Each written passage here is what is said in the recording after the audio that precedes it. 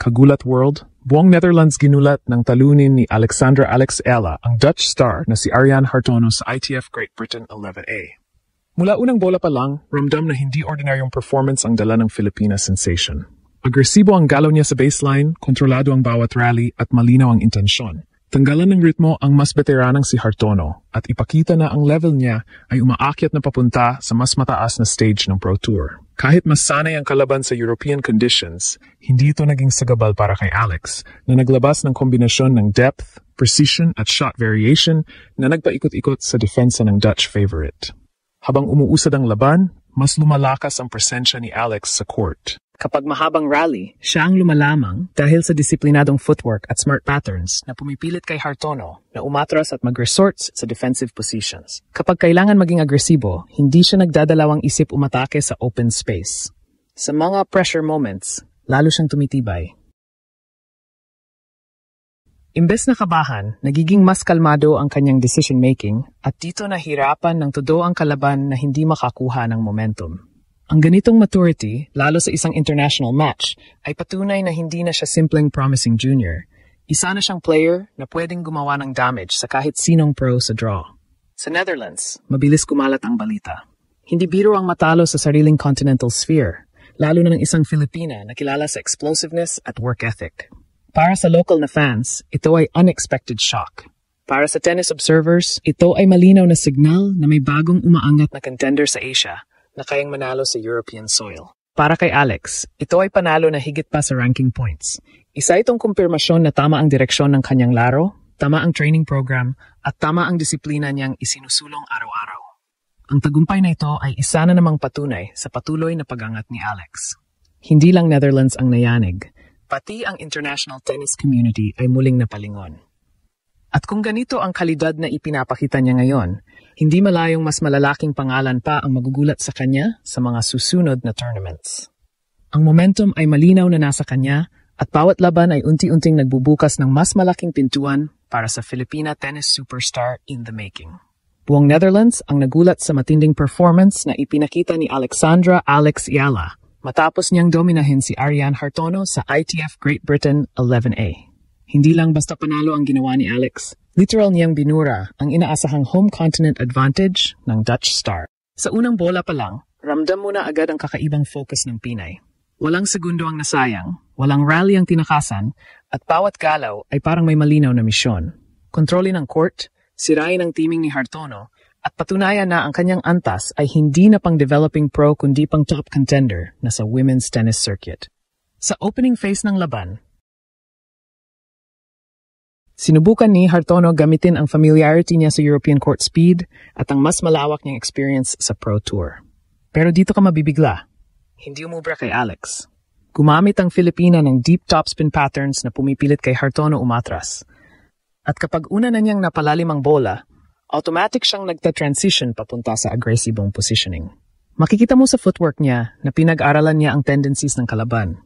Ang kahinaan nito sa long exchanges, ang bahagyang pagbagal ng movement sa mga wide balls, at ang tendency nitong mag-fade kapag matagal ang bawat rally. Isa-isang sinubok ni Alex ang mga ito. At lahat tumama. Mas lalo pang naging kapansin-pansin ang maturity ni Alex sa pressure moments. Kapag 30 all a deuce, hindi siya nagba-back off. Instead, mas nagiging precise ang attacks niya. Maraming beses na sumubok si Hartono na bumawi gamit ang early ball strike at deep returns. Pero bawat attempt ay agad na sasalag ng Pinay gamit ang solid backhand defense at controlled redirection. Hindi ito typical junior aggression. Ito ay calculated tennis na may halong disiplina at matinding understanding ng match flow. Sa edad niyang 19, hindi ito normal. Ito ay exceptional. Habang lumalalim ang laban, unti-unting humina ang confidence ni Hartono. Hindi siya makakuha ng pattern na gumagana dahil bawat oras na sumusubok siyang umariba, nababasa agad ni Alex ang galaw niya. May mga puntos na parang chess match, pero si Alex ang nagdidikta ng direksyon. Pinapaikot niya ang court, pinipilit si Hartono pumasok sa uncomfortable zones, at kapag may tiniis na short ball, diretso siyang pumapasok para tapusin ang punto. Hindi ito simpleng execution.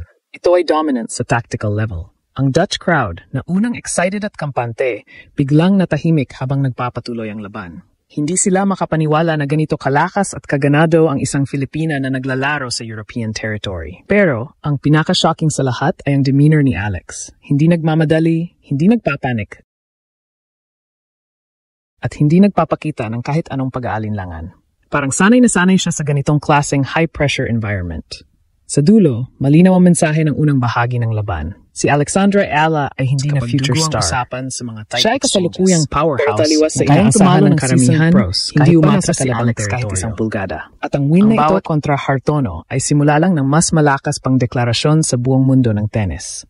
Sa ikalawang bahagi ng laban ni Alexandra Alex Ayala kontra Ariane Hartono sa ITF Great Britain 11A, mas lalo pang luminaw kung gaano katalino at kalakas ang laro ng Filipina. Hindi lamang siya umaasa sa power o agresibong shots. Bawat galaw niya ay may purpose. Bawat placement ng bola ay sinadya para kontrolin ang tempo ng laban. Ang court awareness niya ay phenomenal. Alam niya kung kailan dapat mag-push, kailan dapat mag-pull, at kung kailan maghintay para hulihin ang kalaban sa kanilang mismong error. Habang nag-progress ang second set, napansin ng lahat ang mental toughness ni Alex. Sa mga crucial points, kapag 30-30 o deuce sa service games ni Hartono, hindi siya nagpa-pressure. Sa halip, gumamit siya ng subtle variation sa serve, pinapilit si Hartono magkamali sa return, at sinasamantala ang slightest hesitation ng kalaban. Ang mga long rallies, na dati maaring magbigay advantage sa mas eksperyensyadong Dutch player, ngayon ay pabor na sa Pinay. Ang mabilis niyang footwork at seamless transitions mula baseline papuntang net ay nagbigay ng malaking edge, habang pinapakita niya na ang kanyang teaming at anticipation ay napakahusay. Hindi lang technical at tactical execution ang ipinakita ni Alex. Ang kanyang composure sa harap ng crowd na pabor kay Hartono ay standout. Hindi siya napapressure sa cheering o sa mga unpredictable rally swings. Sa halip, nakatutok siya sa bawat point, nag-adjust sa bawat pattern ni Hartono, at pinipilit ang kalaban na laruin ang kanyang terms. Maraming pagkakataon sa set na tila si Hartono ang nagiging reactive player, habang si Alex ang nagdidikta ng momentum ng laban. Ang ganitong shift sa mentality ay malinaw na resulta ng karanasan, training, at natural competitive intelligence na mayroon siya.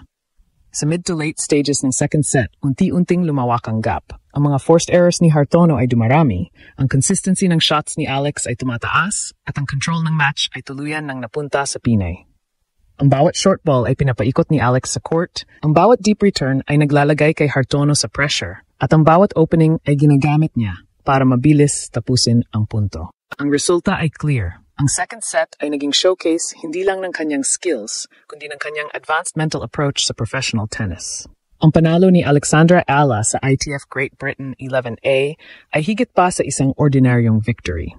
Ito ay pahayag, siya ay hindi lamang rising talent. Siya ay isang formidable force na kayang tumalo sa seasoned players kahit sa European territory.